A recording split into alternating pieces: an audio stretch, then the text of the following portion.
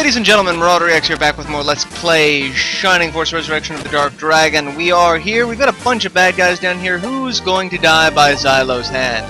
It's gonna be one of those wyverns. Why? Because they hurt. So we do that, and then they die.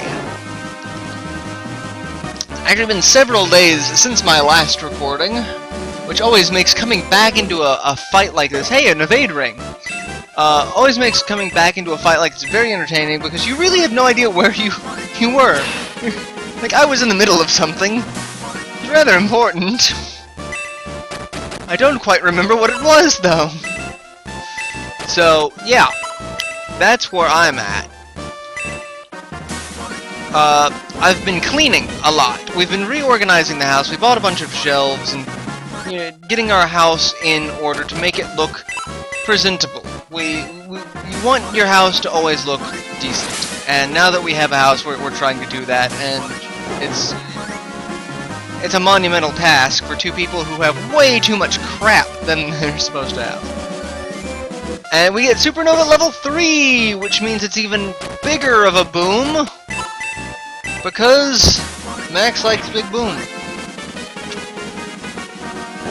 But yeah, I'm a bit of a pack rat, and so is my wife. So like we have way more crap than we ever really need, and I have yet to figure out why I have so much crap. Like, I'm looking at it, it's like, why do I keep this? Have you ever had one of those moments where you look at something and you're like, why am I keeping this? Oh, I have no idea why I'm keeping it, but you keep it anyway, and you have no idea why you just made that conscious decision. You're like, oh, I don't need this. I should toss it. And yet, it's still there, waiting. That's what my cleaning endeavor has been like. And we're close enough for the torch eyes to come in. Let's see what the torch eyes can do to Max. Nothing to Max, but Max is also a demigod at this point, so I'm not really concerned with Max. Narsha can't really do much, and turn 8, can I kill these last 3 things in this one turn to continue the trend of getting all of my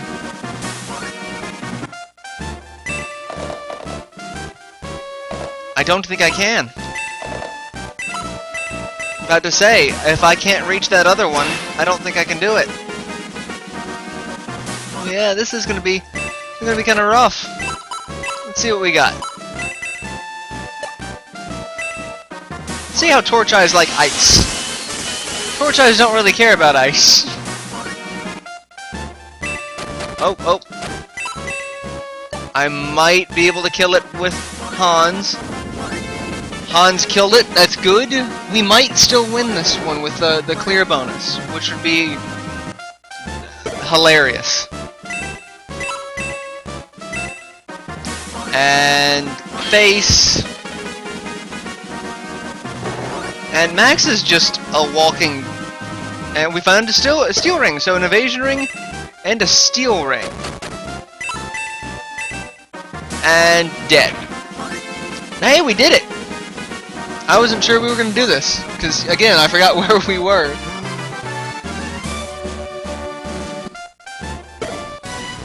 And 9,000 gold that I don't really need.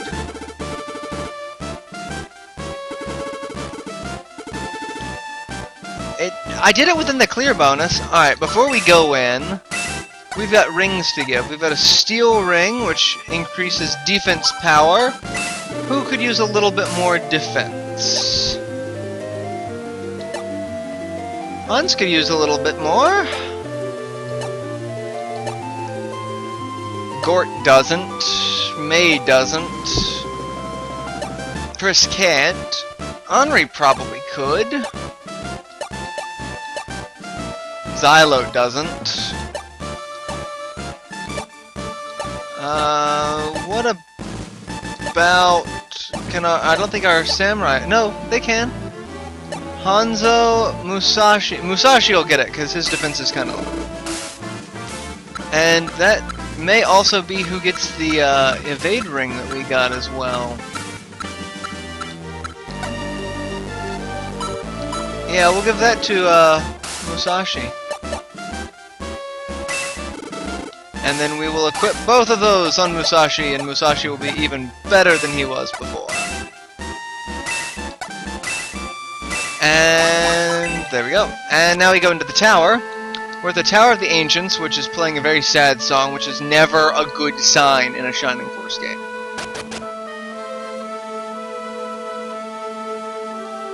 There's a treasure chest. Devil Lance.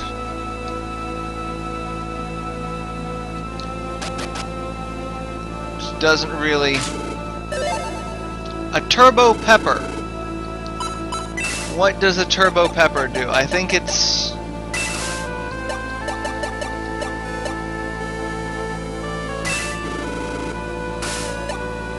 We'll put it on Ken. I think I know what it does. I think it's the one that increases movement. Yep, it's the permanent movement increase.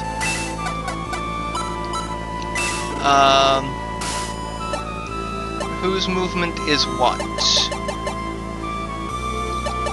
Musashi is 5.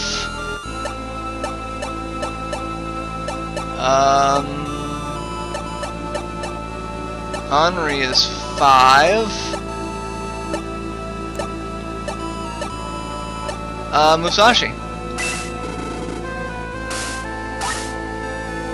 I mean, I don't think your movement can go down when you promote. It might. I mean, everything seems to take a hit, but...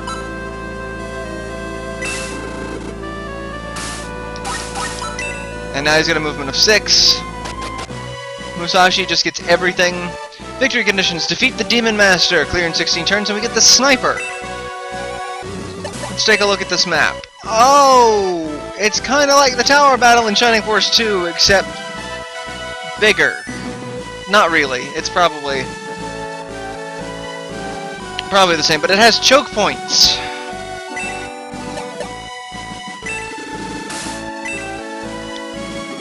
Demon Master, listen!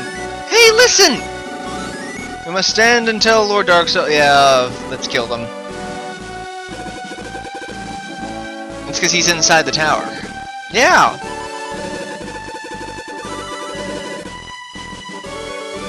Alright. Demon Master. We've got Ice Worms, Steel Claws, Torch Eyes, Steel Claws, Jets, a couple more Wyverns, and Billy the Demon Master. So we get to go up and around, and yeah, choke points galore.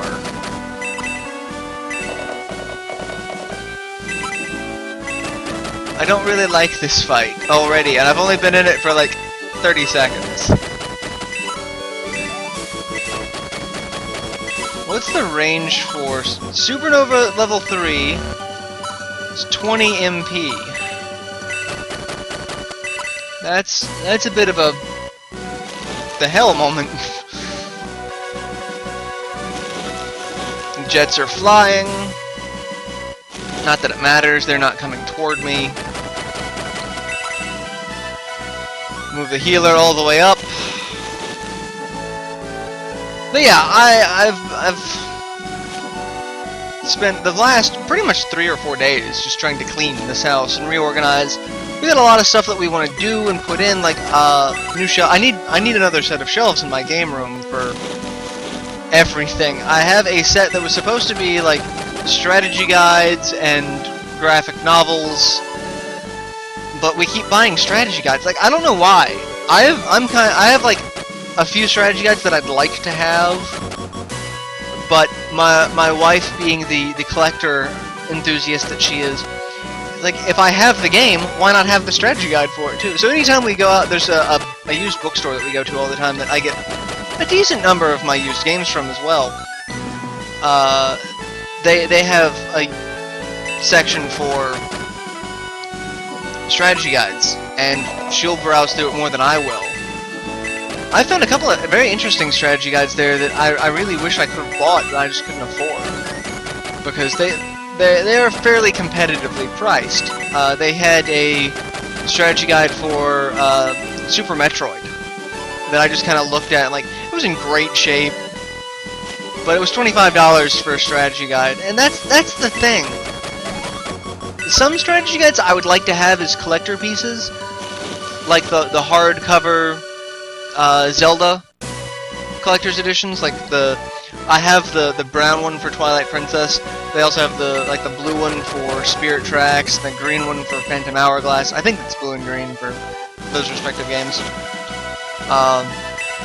They also had one for Skyward Sword that I didn't pick up. But I mean, they're expensive to begin with. They were, I think, like 30 or 40 bucks when they came out, and then they only do a printing of them because the problem with strategy guides is the information will quickly become available for free online, either through things like Let's Plays, like what I'm doing now, or just people who write game guides for like GameFAQs. Alright, we're gonna start with this choke point.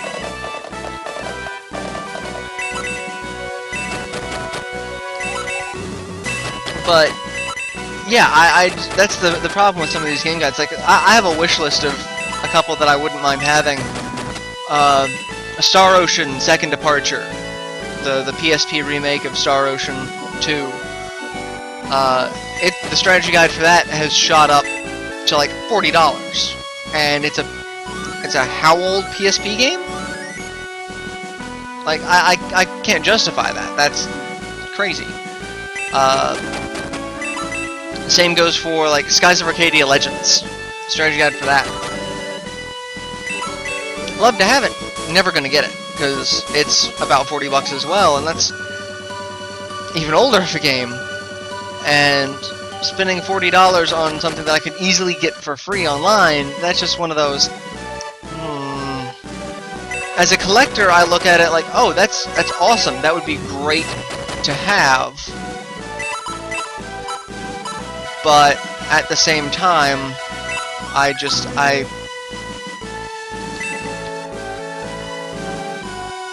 can't do it. Just can't do it. And that makes me a bad collector, I know. But I mean, if I found a good deal on it, I would pick it up. But it's not one of those things that I'd be like, oh, well, I've got to have it, like, right now. So I'm just gonna sit back and buy it. But you know, I find one at a thrift store for like $10-15. Sure, you better believe that's coming home with me. $40? No, I can't.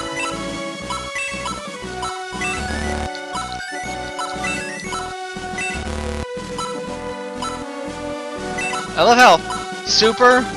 It starts off Supernova, and then it's just Super. Alright, I can't do anything there.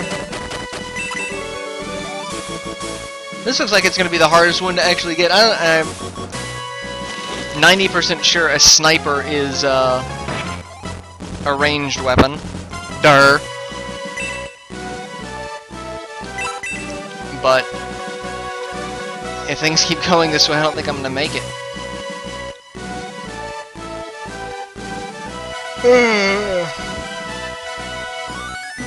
I'm also so ridiculously tired, and I have no idea why. Actually, no, I take it back. I know exactly why. One of the reasons I've been cleaning the past couple of days is because it has done nothing but rain. And for the most part, it's thunderstorms, which, you know, are somewhat exciting. Thunderstorms are something, you know, you can sit and watch, and it's you know, at least it's pretty. The rest of the time, though, if there's not a current thunderstorm passing through, it's just rain. What the hell are you doing? How can you hit me from there, you little son of a bitch? Oh, that just pisses me off.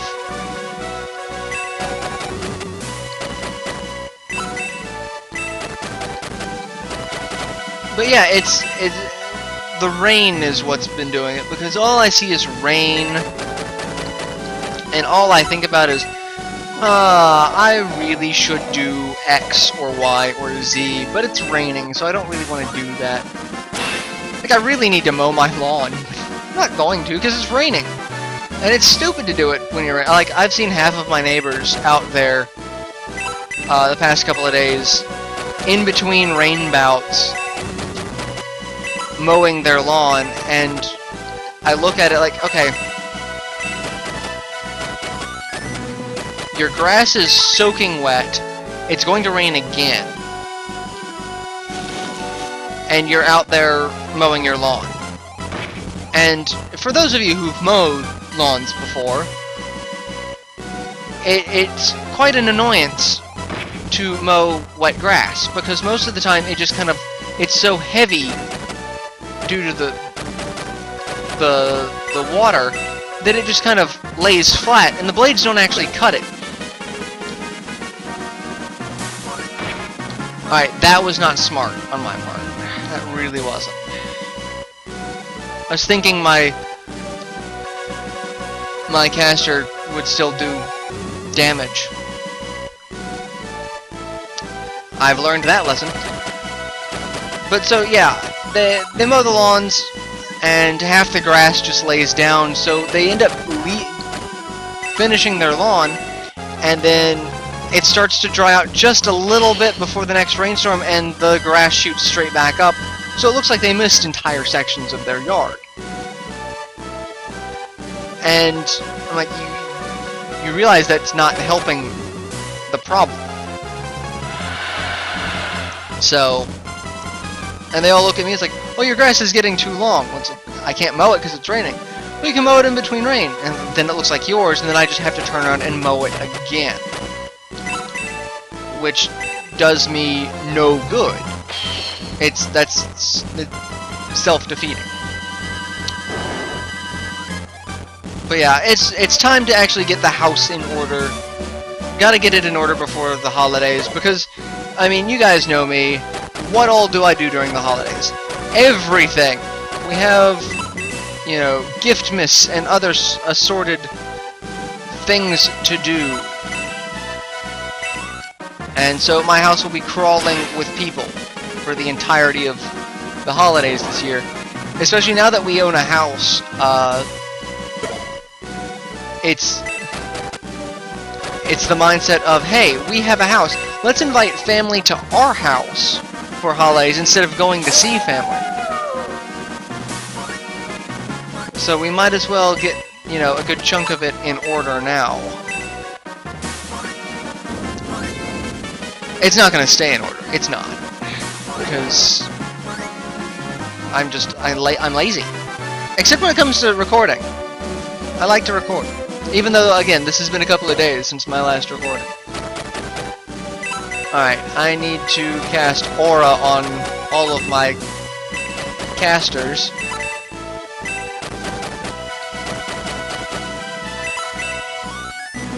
Alright, come over here, Jet.